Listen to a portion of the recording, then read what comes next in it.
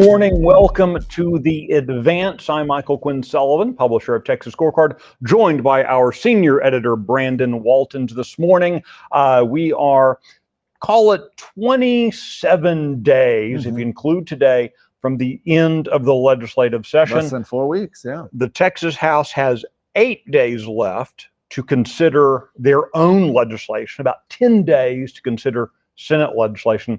So a lot of very important deadlines are coming up quick. It's not exactly true, but it's mostly true that if something isn't in the works, getting onto a calendar, no matter what happy clappy things people say, it's probably dead right now. Now, there are a lot of things that can move around and things can happen, but the practical deadline, because for example, Brandon, today in the Texas House, they have 182 pieces of their own legislation to consider, 182. And that's a lot. Considering a Texas House, it took 5-day weekends that, did no legislation till March. And now they've got this massive calendar to show for it. Yes, and so these are starting to stack up. I think the calendar today is 15 pages long, and it's interesting. If you watch the Texas House for any amount of time, you'll know that they can get through 10 bills sometimes in like 10 minutes, right. And then other times you'll have one bill, and it won't even be one that you necessarily think is going to be the one that's controversial, and they'll spend hours on it because there's points of order, there's other procedural issues with the bill, and so potential that looks like, probably going to have a later night tonight. I think they went till 8 o'clock or so yesterday. They have on the calendar this week, they're scheduled to come in on Saturday and on Sunday, at least right now, according to the Speaker's office, is telling members that they should expect to come in during the weekend. And this is, as you said, this is a product of the fact that they weren't putting in the work on the front end, and so now they're sort of catching up, passing a lot of these House bills. Now, the Texas Senate today has 82 items, which is a lot on their intent calendar. And the intent calendar is not exactly the same thing as the calendar in the Texas House. Yesterday, starting last week, Jean Wu, the Democrat from Beijing, the Democrat from Houston, who's the caucus chair for the Democrats, big apologist for the CCP. Jean Wu started making a big deal about how few House bills the Senate had passed compared to the number of Senate bills the House had passed. Now, this is a whole lot of pearl clutching and crocodile tears. Oh, it's an exhausting thing. And I feel like it happens every session, at least for the last few sessions, because Jean Wu, even as of yesterday, was passing out flyers to members saying, look, the Senate's only passed a couple of House bills. We've passed, these many Senate bills, and our House bills need to get a hearing in the Senate. I'm sure they will. I know that the Senate is holding committee hearings on these House bills. You expect those to get on the intent calendar. That's not an issue there. But it goes back to what we were saying, because while the House was doing nothing for the first 3 months of the session, the Senate was passing bills. So yes, there's a lot more bills, and the House has been able to act on Senate bills a lot longer than the Senate has. This is something that Lieutenant Governor Dan Patrick has talked about in previous sessions, where he says, look, if it's the last 2 weeks of the session and you send over 1,300 bills, we can't get to all of those, right? That's not possible. And so, but again, this is just that sort of it's the theater. Yeah, the theater of the House versus Senate thing, rather than talking about, and I don't expect Jean Wu, the Democrat caucus chairman, to be talking about this, but rather than talking about what has passed, are these priorities to conservative voters? Right. And in fact, in the Texas Senate, we have seen a lot of the priorities of the Republican Party, priorities of kind of grassroots activists, certainly the priorities of the majority of the Senate moving through the chamber, whereas in the Texas House, they have in the past couple weeks passed a lot of legislation. But I'm kind of reminded, my grandfather used to joke that if you're standing on the plains and you see a big cloud of dust, it can be one of three things. It can be an approaching storm, it can be an advancing army, or it can be an idiot running around in circles. Okay. So when you look at the amount of work the Texas House, the amount of legislation they're pushing, it's not exactly the same thing as moving big priorities. And that was actually a conversation that you saw Tony Tinderholt have yesterday with Ken King, the chairman of the State Affairs Committee, or the State Graveyard Committee, as some have started calling it. Well, as it certainly has appeared to be. State Affairs, always a very powerful committee.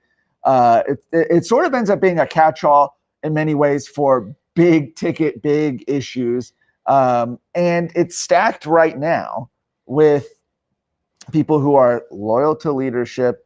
It's not really comprised of any conservative members. And you see that especially in its leadership. Ken King, one of the most liberal Republicans, who right now, according to some lawmakers, and we talked to Representative Brent Money about this last week, is holding up conservative legislation. So, for example, the Senate passed early on a ban on taxpayer-funded lobbying. This is one of the priorities of the Republican Party of Texas. It's been a priority for quite a while. The Senate has passed it a number of times. According to Representative Money, Chairman Ken King told him he's not even going to give it a hearing. So that issue is essentially dead, at least it looks like right now. But it's not just that. You have a number of other issues. You have legislation by Steve Toth to prevent social transitioning of children. That's being held up. You have legislation to prevent men from going into women's spaces, right? Women's restrooms. That's being held up in that committee.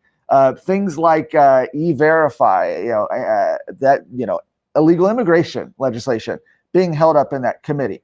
And so you've got a number of these issues, and the common theme is that they're being held up in state affairs.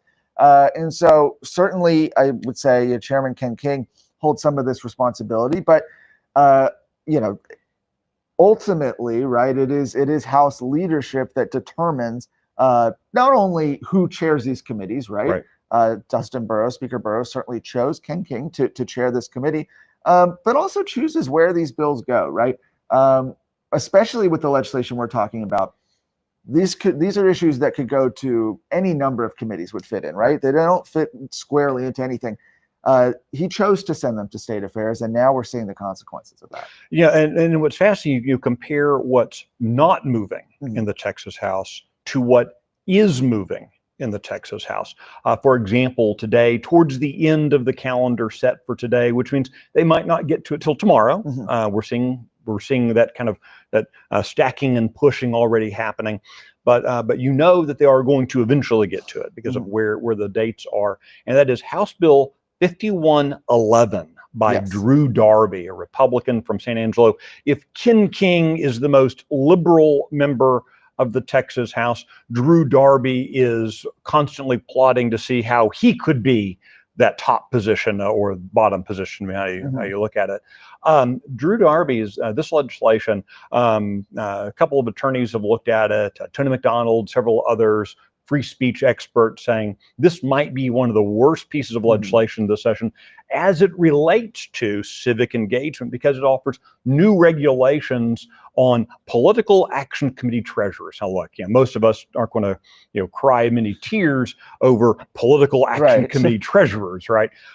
Except when you consider every Republican Party, every Democratic Party, county party, local little apparatchiks groups, civic groups, all these organizations around the state, all the little trade associations, all these things you remember of, they will all have a little PAC.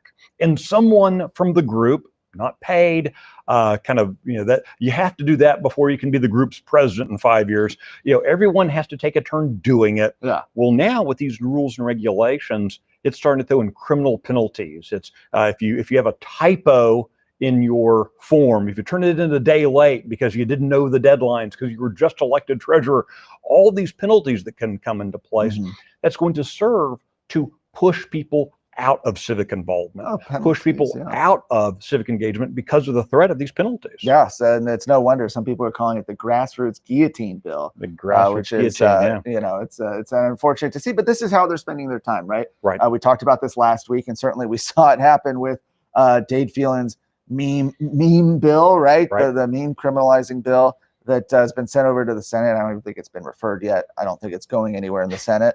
But those were hours that were spent on that, right? And that shows where the priorities are. But that being said, as we look forward though to this week, something we might potentially see some more movement on, and we reported on it yesterday a little bit, is that you're starting to see now a deal start to take shape when it comes to property tax relief. in the House and the Senate yesterday. The House Ways and Means Committee, as well as the Senate Committee on Local Government, both of them being the committees where their respective property tax relief bills have gone through.